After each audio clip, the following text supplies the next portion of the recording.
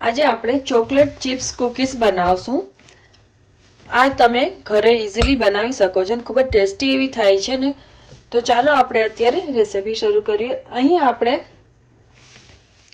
લેવાનું છે અડધો કપ મેલ્ટેડ અનસોલ્ટેડ બટર. એને આપણે એક બોલમાં એડ કરી દઈશું. આ કુકીઝ એગલેસ છે. તમારે જો એગ્સ ખાતા હો તમે લોકો તો તમે એગ્સ યુઝ કરી શકો છો. અને હું તમને એગલેસ આજે રેસીપી બતાવું છું. એમાં આપણે બ્રાઉન સુગર, જે યલો સુગર આવે છે, લાઇટ બ્રાઉન કે યલો લાઇટ કલરની જે સુગર આવે છે, એ અડધો કપ લીધી છે. એ આપણે આ બટરમાં એડ કરી દઈશું. હવે એમાં જ આપણે અડધો કપ જ્યાં કેસ્ટર સુગર આવે છે, એકદમ ઝીણી સુગર આવે છે, ખાંડ, એને પણ એડ કરી દઈશું. જો તમારી પાસે આ કેસ્ટર સુગર ના હોય તો તમે રેગ્યુલર જે સુગર હોય એને મિક્સરમાં અધકચરી પીસી લેવાની. હવે આને આપણે સારી રીતે મિક્સ કરવાનું છે.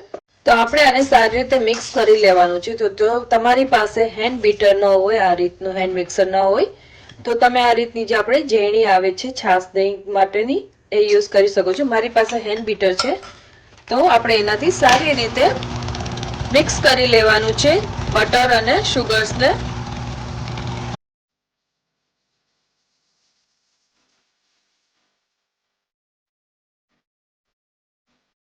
તો આપણું સરખું એવું મિક્સ થઈ ગયું છે. આપણે આને સરખી રીતે સારી રીતે મિક્સ થઈ જાય એ રીતનું મિક્સ કરવાનું છે.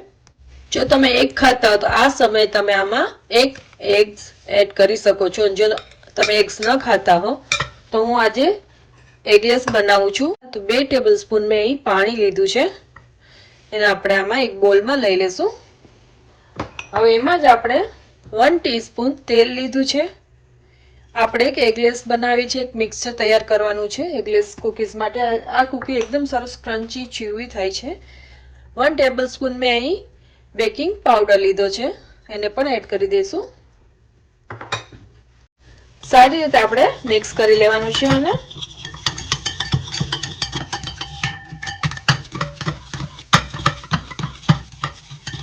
આપણું આ મિક્સર રેડી થઈ ગયું છે. હવે આપણે આ મિક્સરને આમાં એડ કરી દેવાનું છે સુગર સાથે.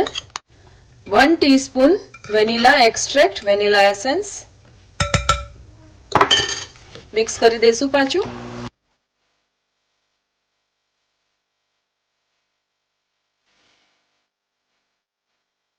તો હવે આપણે આમાં આપણા ડ્રાય ઇન્ગ્રેડિયન્ટ્સને એડ કરવાના છે. તો એના માટે હું એક ચાયણી લઉં છું, છન્ની લઉં છું. અહીં મેં 1 કપ ઓર પર્પસ લોટ લીધો છે, મેંદાનો લોટ. 1 કપ પ્લસ 1/3 કપ ઓર પર્પસ ફ્લાવર, 1 કપ અને 1/3 કપ આપણે મેંદાનો લોટ લેવાનો છે. એને આપણે સારી રીતે ચાળી લેશું.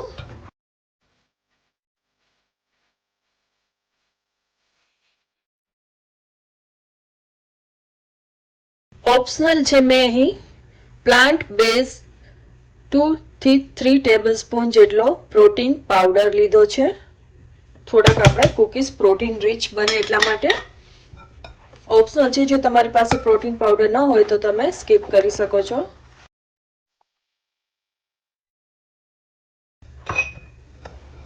3 ટેબલ સ્પૂન જેટલો મિલ્ક પાવડર છે, એ બી ઓપ્શનલ છે.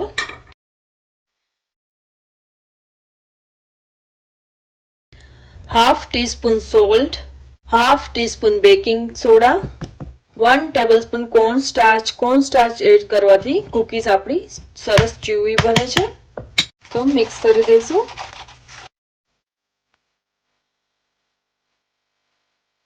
Half teaspoon allspice powder આવે છે, એ લઉં છું, ઓપ્શનલ છે. સારી રીતે આપણે આને ફોલ્ડ કરી લેશું. હવે આમાં આપણે હાફ કપ થી 1/3 કપ જેટલી ચોકલેટ ચિપ્સ લીધી છે. અહીં મેં બીજી ડાર્ક ચોકલેટ લીધી છે, જે આ રીતની ચોકલેટ્સ આવે છે. તમારી પાસે મોટું ચોકલેટનું બાર હોય તો તમે એના નાના પીસ કરીને એડ કરી શકો છો, અથવા મેં આના 1/4 પીસ કરીને એડ કર્યા છે, એડ કરી શકો છો. અથવા તમે ચોકલેટ ચિપ્સ વધારે એડ કરી શકો છો. સારી રીતે મિક્સ કરી દેશું આપણે.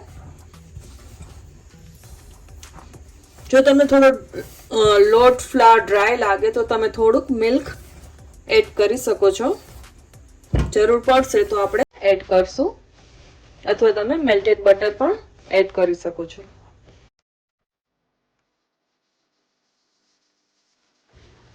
અહીં આપણે થોડું મિલ્ક એડ કરશું જરૂર પ્રમાણે. 3 થી 4 ટેબલસ્પૂન મિલ્ક, 4 ટેબલસ્પૂન જેટલું મિલ્ક એડ કર્યું છે.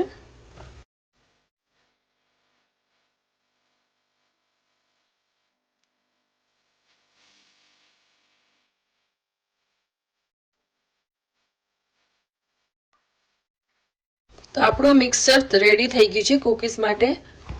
હવે આપણે આના કુકીઝના બોલ બનાવી લેશું અને પછી આપણે આને 2 અવર્સ માટે ફ્રીજમાં મૂકવાનું છે. 1 થી 2 અવર્સ. તમારે ફ્રીઝરમાં તમારે આ લોટને આ રીતે બનાવીને રાખવો હોય તો પણ રાખી શકો છો, અને તમારે પછી નેક્સ્ટ ટાઈમ જ્યારે કુકીઝ બનાવવા હોય ત્યારે તમે એને ફ્રીઝરમાંથી કાઢીને કુકીઝ બનાવી શકો છો.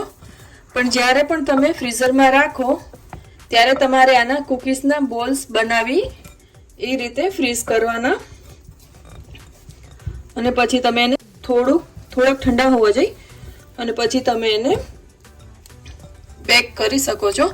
આ ડો બોલ તમે ફ્રીઝરમાં 3 થી 4 મહિના સુધી સ્ટોર કરી શકો છો, અને તમે કુકીઝ ગમે ત્યારે પછી બનાવવા હોય તો તમે ઇઝીલી જલ્દી બનાવી શકો છો. તો આપણે આના હવે બોલ્સ બનાવી લેશું. તો અહીં મેં બેકિંગ ટ્રે લીધી છે. એના માટે આ અહીં ઉપરથી ઓપ્શનલ છે પાર્ચમેન્ટ પેપર, બટર પેપર જે હોય તમારી પાસે એને આપણે એડ કરી દઈશું, લગાડી દઈશું સારી. હવે આને આપણે તમારે હાથેથી પણ ડો બોલ્સ બનાવી શકો છો, અથવા તો તમારી પાસે આઈસ્ક્રીમ સ્કૂપ હોય એનાથી તમે એકદમ આ રીતે પ્રેસ કરીને, સાઈઝ તમારા ઉપર છે, ડિપેન્ડ્સ તમારે કેવડો ડો બોલ બનાવવો છે, કેવડી કુકીઝ બનાવી છે. આ રીતના હું થોડુંક એવું ફ્લેટ કરીશ, બહુ નહીં કરું કારણ કે મેલ્ટ થશે જ, ફ્લેટ થશે જ્યારે આપણે બેક કરશું ત્યારે. અને તમારે આમાં વધારે ચોકલેટ ચિપ્સ એડ કરવી હોય તો તમે કરી શકો છો, અને ઉપરથી પણ ડેકોરેટ કરી શકો છો. થોડા અંતરે આપણે રાખશું જેથી એ ફૂલશે અને ફ્લેટ થશે થોડી. તો આ રીતના હું બનાવી લઉં છું, પછી આપણે આગળ પ્રોસેસ ચાલુ કરશું. તો હું અત્યારે મારું નાનું ઓવન યુઝ કરવાનું છું, એટલા માટે મેં નાની ટ્રે લીધી છે. જો તમારી પાસે મોટું ઓવન હોય તો તમે મોટા ઓવનમાં મોટી ટ્રે લઈ શકો છો, અથવા 2 ટ્રે લઈ શકો છો. અત્યારે મેં મારી નાની ટ્રેમાં 6 કુકીઝ જ એડ કરી છે, કારણ કે આ કુકી થોડી ફ્લેટ થશે અને ફેલાશે એટલે મોટી થશે, ફૂલશે એટલે.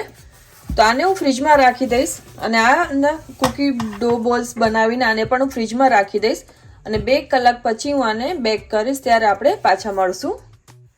ફ્રીજમાં રાખતા પહેલા જો તમારે આમાં એક્સ્ટ્રા ઉપરથી ચોકલેટ ચિપ્સ એડ કરવી હોય તો તમે કરી શકો છો. હું આ રીતે ઉપરથી પણ થોડીક એડ કરી દઈશ.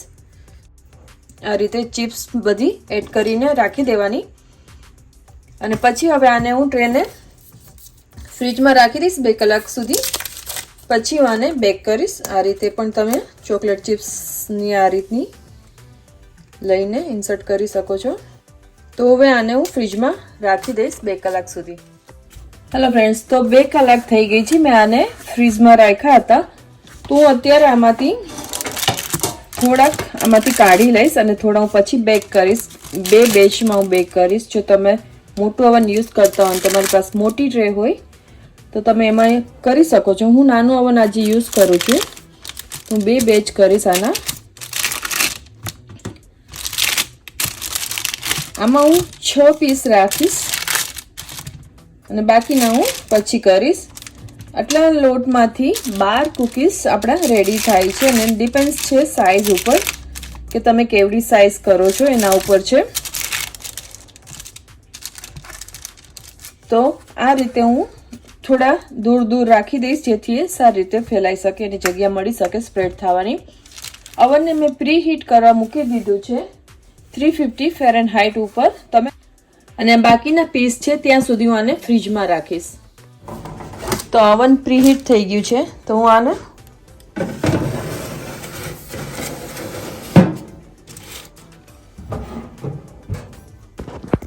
11 મિનિટનો ઓટોમેટિક ટાઈમ સેટ થઈ જાય છે આમાં 350 ઉપર કુકીઝના મોડ ઉપર.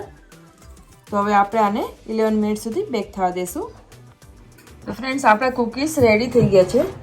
મેં ઓલું પાર્ચમેન્ટ પેપર બટર પેપર કાઢી નાખ્યું હતું કારણ કે થોડુંક એમાંથી ધુવાળો આવતો હતો તો મને થોડુંક બળવાની બીક લાગી એટલે મેં પાર્ચમેન્ટ પેપર બટર પેપર મેં રિમૂવ કરી નાખ્યું છે. તો કુકીઝ આપણા રેડી છે. કુકીઝને હું હવે બારે કાઢી લઈશ અને આપણે આને ઠંડા થવા દેશું કારણ કે હજી થોડા સોફ્ટ હશે.